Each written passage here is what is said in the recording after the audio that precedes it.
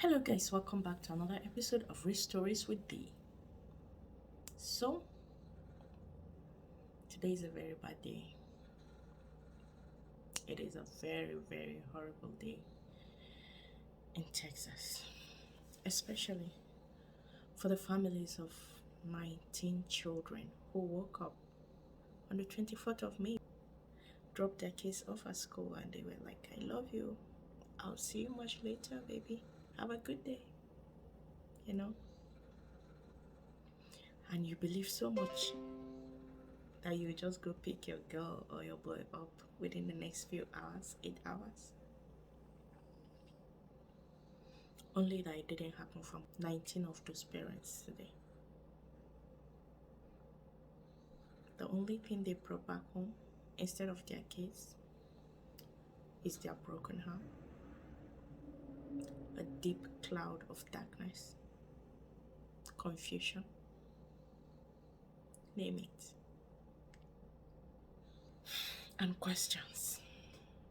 So many questions that are not answered. Not knowing what the next few days hold for them, or how they are even going to navigate those days. Investigations are still ongoing. There isn't so much from the investigations ongoing yet, even though it all started around 11ish, 12, around lunchtime, when Salvador Ramos, an 18-year-old guy in Uvalde, decided today to just do the unimaginable. Gun violence is not a new thing in the US or in Texas anymore. One would think that as civilization and modernization, and the more the exposure we are getting, and the more of these experiences we're having as a society, there would be proper laws put in place to reduce or curb more and more of these occurrences, but instead,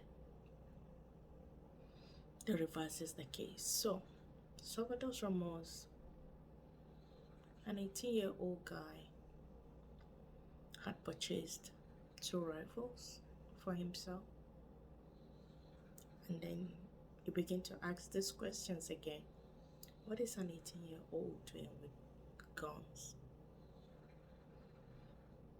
Because there was evidence that he was so excited to get it, and in Texas, you're not able to get guns until you're 18.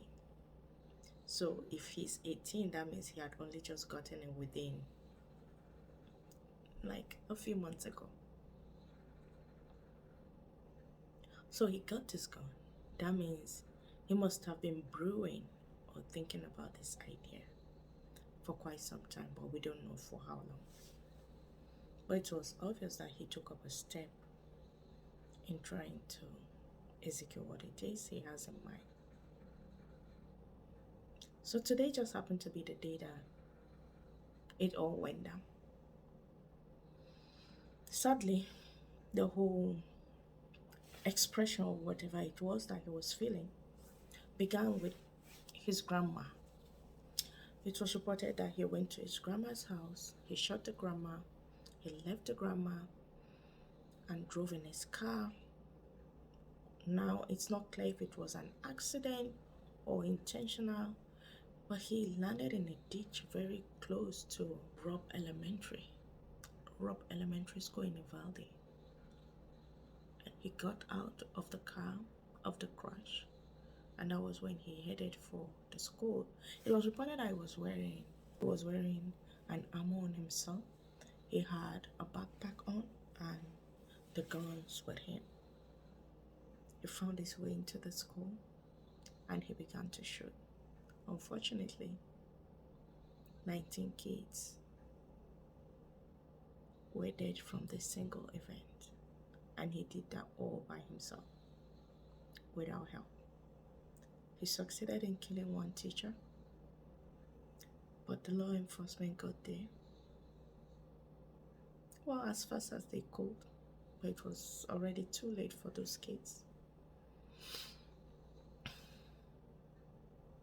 And in the process, he was killed as well.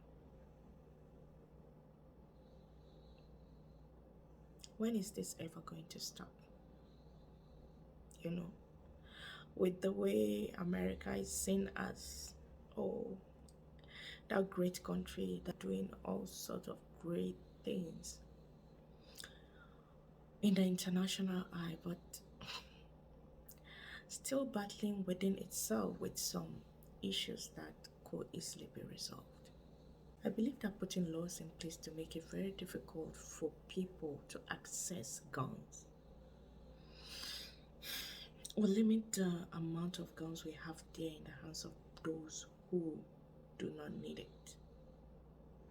Accessibility to guns is one of the reasons this is happening. In Texas, it's not legal for you to drink if you're not 21, but at 18, you can walk into a store and get yourself a gun. How does that even make sense? You can't drink at 18, but you can own a gun. If your work or profession does not necessarily require you to have one, why do you have one? Why? To protect yourself? Yeah, maybe.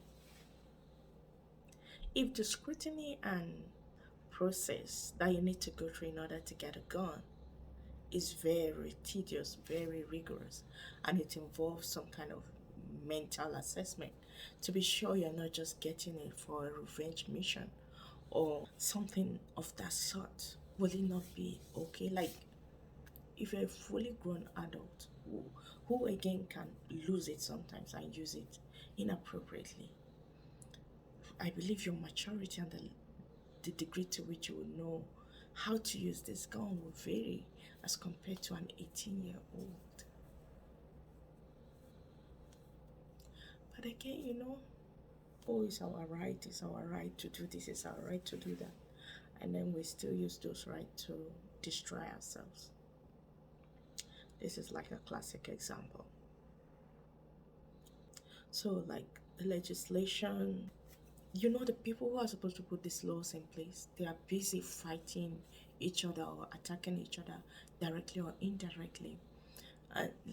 Putting themselves in a place where I don't support your idea, even though I know it's going to help the people I'm trying to serve. And then you too will not support my ideas because we're not in the same party. And then everything becomes so politicized that we're doing a disservice to our society and our community, the people we have vowed to protect. Like, we're signing deals to protect unborn children, but there is no proper protection in place for them once they are born or when they go to school.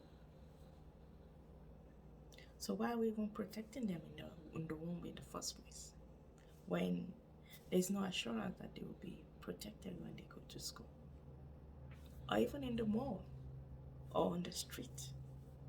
Because we provide an environment that enables people to actually access these things that they can use to destroy other people or even themselves.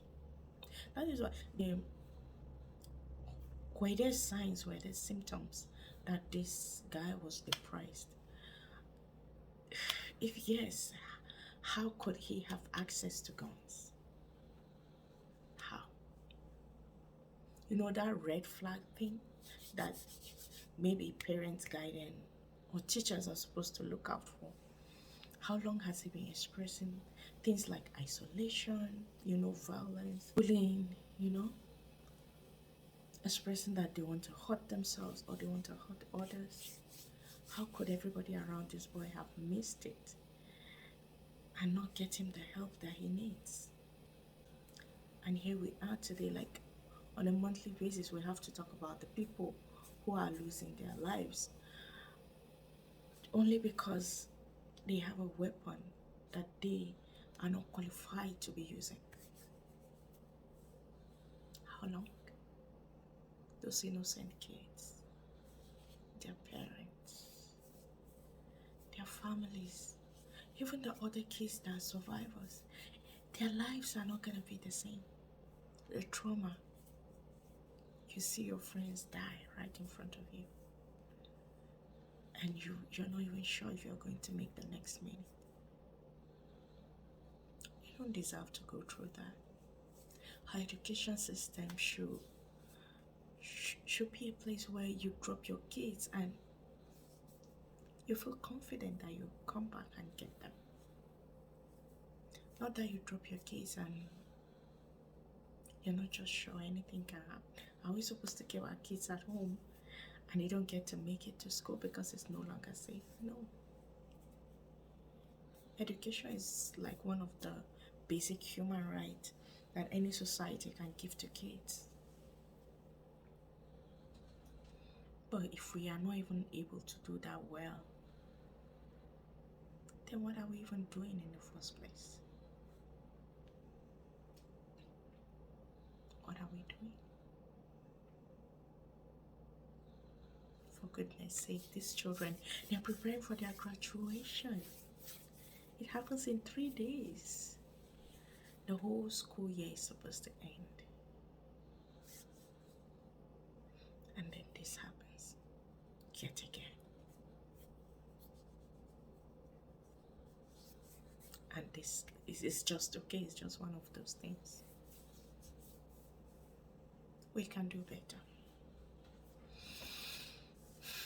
We can do better. If you identify a child or even an adult that needs help, don't just keep quiet. Even when they deny, don't just let them be like that without help. It can result to something like this. If once and for all we can just tackle this issue of accessibility to firearms, we wish the families of the affected by this grace and comfort to navigate the next few days, the next few months, and the years ahead. And I will see you in my next video. Bye.